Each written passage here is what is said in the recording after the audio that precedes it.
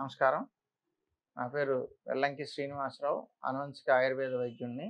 ఎర్రగడ్డ metro station కింద గుడి దగ్గర కాంప్లెక్స్‌లో మా క్లినిక్ ఉంటుంది. మీకు లివర్‌కి సంబంధించిన సందేహాలు తీర్చుతూ, వాటికి సంబంధించి ఆయుర్వేదంలో ఎలాంటి జాగ్రత్తలు తీసుకోవాలి, ఎలాంటి డైట్ పాటించుకోవాలనేది నేను ఇప్పుడు ఎక్స్‌ప్లెయిన్ చేస్తాను. లివర్ సమస్యలు మనకు వస్తున్నాయి అని మనకి ఎలాగా తెలుస్తుంది? దీనికి నేను లక్షణాలు చెప్తాను చూడండి. ఫస్ట్ గ్యాస్ ట్రబుల్ తయారవుతుంది. గ్యాస్ ఏది తిన్నా పడని స్థాయికి వెళ్తుంది గ్యాస్ ట్రబుల్ అనేది. రెండవది మోషన్ ప్రాబ్లమ్ ఉంటుంది. డైజెషన్ సరిగా అవ్వదు. దాని ద్వారా మోషన్ ఫ్రీగా అవ్వదు. బాగా టైట్‌గా ఉంటాం. దాన్ని మళ్ళీ ముక్కి ముక్కి పైల్స్ తెచ్చుకుంటారు. వాటర్ బాగా తీసుకోకపోవడం వల్ల కూడా బయటకు వచ్చేది టైట్ అయ్యి మోషన్ ప్రాబ్లమ్ వస్తుంది. దీనికి కారణం కూడా లివరే. మీరు లివర్‌లో వేసే పదార్థాన్ని బట్టి ఆ ప్రాసెస్ అనేది ల్యాబ్‌లో ప్రాసెస్ అనేది నడుస్తుంది. కాబట్టి ఇలా వస్తుంది. మోషన్ ప్రాబ్లము, గ్యాస్ ట్రబులు, దురదలు, ఒళ్ళు దురదలు పెడుతూ ఉంటుంది. మొన్న కేసు వచ్చింది. అబ్బాయి అంతకుముందు బాగానే ఉండేవాడు.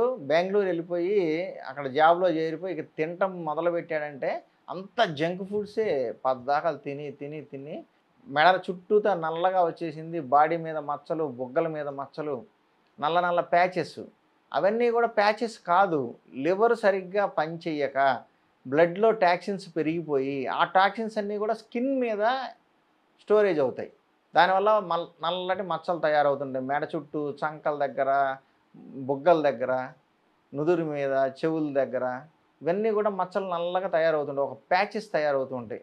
కొద్ది కొద్దిగా డార్క్‌నెస్ పెరుగుతూ ఉంటుంది. పల్చగా ఉన్నాయి చిన్నగా ఇంకా మనం అలవాట్లు మానకపోతే డార్క్ అయిపోతూ ఉంటాయి.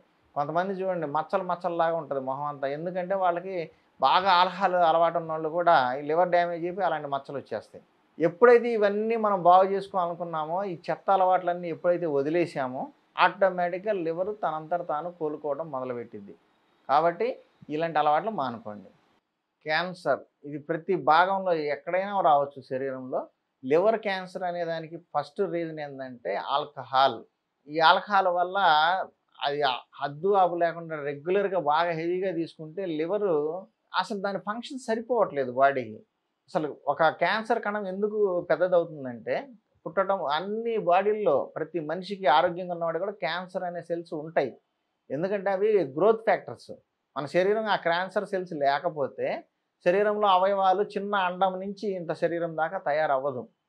కానీ వాటిని కంట్రోల్ పెట్టే వ్యవస్థ బాడీలో ఉంటుంది. ఒక స్థాయి దాటిన తర్వాత ఇప్పుడు సపోజ్ మన అండంలో నుంచి పిండం ఇంత ఎదగాలి, కన్ను ఇంత ఎదగాలి, ఈ భాగం కాలుగా మారాలి, ఈ భాగం వేలుగా మారాలని ఇలాంటి జెనెటికల్ కోడ్ ఉంటుంది.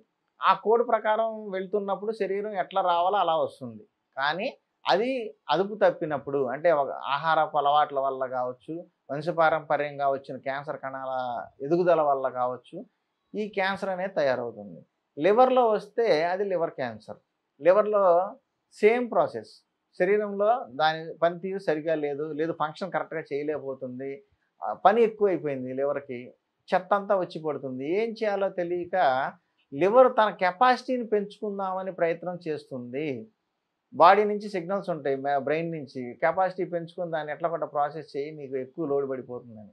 అప్పుడు అది సెల్స్‌ని పెంచుకొని తన సైజు పెంచుకొని ఏదో చేద్దామని ప్రయత్నం చేస్తది. ఆ ప్రయత్నంలో పుట్టేవే ఈ క్యాన్సర్ కణాలు. గడ్డలు గడ్డలుగా క్యాన్సర్ రావడము అది ఇంకా లివర్‌నే పూర్తిగా డ్యామేజ్ చేస్తది. ఎందుకంటే నేచురల్‌గా పుట్టి నుంచి వచ్చినప్పుడు జెనెటికల్ కోడ్ ప్రకారం పోయే శరీర భాగాలు ఏయైనా సరే కరెక్ట్‌గా పెరుగుతాయి. దాన్ని మధ్యలో పెంచుకోవాలి అని చెప్పి లివర్ ప్రయత్నం చేసి, దాన్ని ఫంక్షన్ పెంచుకోవడానికి సొంతంగా ప్రయత్నం చేసి క్యాన్సర్ కణాలు తెచ్చుకుంటాం. క్యాన్సర్ పెరిగిద్ది. కాబట్టి ఒకటి అట్లా తెచ్చుకొని క్యాన్సర్ తెచ్చుకుంటుంది. లేదనుకుంటే లివర్ డ్యామేజ్ స్టార్ట్ అయ్యి ఒక సైడ్ నుంచి గడ్డ కట్టుకుంటా పోయి హెపటైటిస్ బి, హెపటైటిస్ సి లాంటివన్నీ తయారవుతూ ఉంటాయి. ఈ సిగ్నల్స్ అన్నీ మనకి ముందే వస్తాయి. మనం ఏది పట్టించుకోకుండా ఏదో 2 టాబ్లెట్లు ఏసేసుకొని, తక్కువ ట్రీట్మెంట్లు చేసుకొని, ఇంకా అలవాట్లు మానుకోకుండా ఉంటే ఆ ట్రీట్మెంటు పనిచేయదు.